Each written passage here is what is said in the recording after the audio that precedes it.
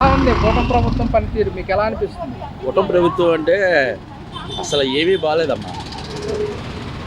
ఎందుకంటే అన్ని ఐటమ్స్ పెరిగిపోయినాయి. ఏ? ఆయన ఏదో సంపాదన సృష్టిస్తారని చెప్పేసి మాలాంటి మధ్యతరగతి వాళ్ళ మీద ఆటోలకి ఆటలకి కేసులు రాపిచ్చేసి బీభత్సంగా బండికి ఏ కాగితం లేకపోయినా థిక్నెస్ లేకపోయినా ఇంతకుముందు 150, 300, 200, 500 చలానా రాశారు. 500 ఇప్పుడు 5,000, 10,000 లేదు బండి సీజ్. రకరకాలుగా పోలీసు వాళ్ళు రోడ్డు మీద తిరగనివ్వట్ల నానా నరకం చూపించేస్తున్నారు పోలీసు వాళ్ళు. వాళ్ళతో పాటు సేల్ ట్యాక్స్ వాళ్ళు ఎవరు పడితే వాళ్ళే రోడ్డు మీద జనాలు తిరుగుతానికి అవకాశం లేదు. కొందామన్నా ఏ కూరగాయలన్నా సరే టాప్ రేట్లో ఉన్నాయి. బాబు వచ్చిన తర్వాత ఆయిల్ రేట్లు తగ్గిపోతాయన్నాడు. ఏం తగ్గినాయి ఆయిల్ రేటు? ఇప్పుడు వచ్చి ఏ ఆయిల్ కూడా రేటు తగ్గల, పెరిగిపోయింది. బీభత్సంగా ఆయిల్ రేట్లు పెరిగిపోయినాయి అన్నీ. సామాన్య మానవుడు బతకాలంటే చాలా కష్టం.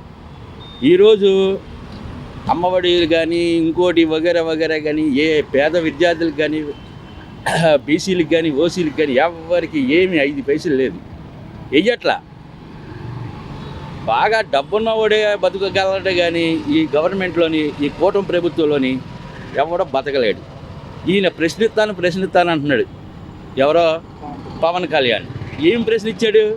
చంద్రబాబుని ప్రశ్నిస్తున్నాడు. ఏమని ప్రశ్నిస్తున్నాడు? నాకెంత నీకెంత, నాకేమిస్తావు అంటాడు. అంతవరకే. అసలు ఏ రాజకీయ నాయకుడన్నా వెళ్ళి ఒక ఆఫీసర్ని ఎలా మాట్లాడాలి ఏంటి ఆయనకి తెలియదు. ఈయనకి అన్నీ తెలుసు కాబట్టి రకరకాలుగా హింసించేస్తున్నాడు. ప్రజల రక్తం తాగేస్తున్నారు వీళ్ళంతా కలిపి. ఇక అంతకన్నా మేము చెప్పుకునేది ఏమీ లేదు. మా మొరాలకిచ్చాలి అనుకుంటే మళ్ళీ ఏ దేవుడో దిగి రావాలి.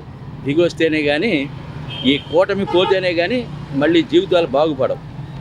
మరి ఇప్పుడు వైఎస్ఆర్ కాంగ్రెస్ పార్టీకి మొన్న ఎంపీ విజయసాయి రెడ్డి పార్టీకి అలాగే రాజ్యసభ సీటుకు కూడా రాజీనామా చేశారు. ఏంటండి రాజీనామా చేశాడు, ఆడెవడో చేశాడు, ఈడెవడో చేశాడు కదా, చేస్తారు. వీళ్ళందరినీ కొంటాడు కదా. నారా చంద్రబాబు నాయుడుకి ఉండే ఇదే అది. ఏమనన్నామంటే ఎర్రబుక్ అంటున్నారు, ఏమనన్నామంటే పోలీసులతో కుట్టిచేస్తా ఉంటున్నారు. ఏమీ మాట్లాడకూడదు, ఏమీ చేయకూడదు. ఏం చేసినా సరే అంతే మన మీదకి రావడం, మరి దౌర్జన్యాలు చేయడం, రద్దాంతం చేయడం. ఈడెవడో ఎందుకు మాట్లాడాడు ఏంటి ఇవన్నీ బయటకు వస్తున్నాయి. అది మరి ఇప్పుడు ఆయన ఏమంటున్నాడంటే నేను ఏ పార్టీలోకి వెళ్ళను, నేను వ్యవసాయం చేసుకుంటాను అంటున్నాడు కదా. ఏమండి ఆ కలుపు మొక్కలు అవన్నీనండి. రకరకాలుగా ఈ పార్టీలోకి వెళ్తాడు, వైసీపీలోంచి ఏమో టీడీపీలోకి వెళ్తారు, టీడీపీలో వాళ్ళు వైసీపీలోకి వస్తారు. అందరూ దొంగలే. ఎవడ లాభస్వరూపం కోసం వాడు చూసుకుంటాడు అంతే. మధ్య ప్రజల్ని ఎవడో బాగు చేసేవాడు ఒక్కడి కనబట్లా. అయితే మాకు రాజశేఖర రెడ్డి టైంలోనే బాగుండేది. తర్వాత జగన్ వచ్చిన తర్వాత నిత్యావసర వస్తువులు అవన్నీ కంట్రోల్లో ఉండేవి. ఇప్పుడు ఇవన్నీ కంట్రోల్ తప్పింది. ఎవడ పడితే ఆడే. ఒక ఆఫీసర్ అన్నవాడు ఉన్నాడంటే ఆడు ఎంత దోసుకోవాలి, ఎంత ఇవ్వాలి గవర్నమెంట్కి 100కి 40 పైసలు గవర్నమెంట్కి ఇస్తున్నాడు ఆఫీసరు, 60 పైసలు ఆడి తింటున్నాడు. ఇది ఈ కూటమికి ఉండే ఇది. ఎవరిని ప్రశ్నిస్తానన్నాడే కానీ పబ్లిక్ని ప్రశ్నిస్తున్నాడు. మీరు మాకు ఎందుకు ఓటేశారు అన్న రీతిగా పవన్ కళ్యాణ్ అన్నాడు. మీ అందరికీ ఏమన్నా ఉంటే తోకలు కత్తిరిస్తానంటాడు చంద్రబాబు నాయుడు. గట్టిగా మాట్లాడాలంటే ఎర్రబుక్కు లెక్కిచ్చేస్తా అంటాడు లోకేష్. ఇది వీళ్ళ కూటమి ఉండే ప్రభుత్వం. ఆ చిన్నమ్మ ఎక్కడుందో తెలీదు. ఆ బీజేపీ పార్టీ వాళ్ళు గెలిచారు. వాళ్ళు ఏమన్నా చేస్తారని వాళ్ళు చేయరు ఆ బీజేపీ వాళ్ళు కూడా.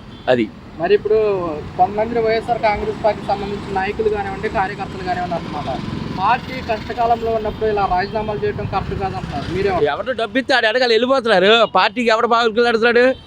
అలా పాగులాడితే ఎప్పుడు నా చిన్నప్పుడు, నాకు ఇప్పుడు 60 సంవత్సరాలు, నా చిన్నప్పుడు ఒక చేసిందల్లా ఒక కమ్యూనిస్ట్ పార్టీ. ఇప్పుడు ఆ కమ్యూనిస్ట్ పార్టీ కూడా అమ్ముడిపోయింది. ఎవడు డబ్బు ఇస్తే ఆడికే, ఎవడ ఇదైతే ఆడికే, అంతేగాని అలాగా ఈ వైఎస్ఆర్ పార్టీలో అందరూ నిలకడగా ఉంటారని ఎవరికీ నమ్మకం లేదు. మళ్ళీ ఇంకొకడు వచ్చి నేను తెస్తాను రా అంటే వెళ్ళిపోతున్నారు. లేదా వాళ్ళ ఆస్తులు కాపాడుకోవడానికి గవర్నమెంట్తో మాకేంటి గొడవ అన్నట్టుగా వాళ్ళకి వెళ్ళిపోవడం, గవర్నమెంట్కి భజన చేయడం. మా అలాంటి వాళ్ళు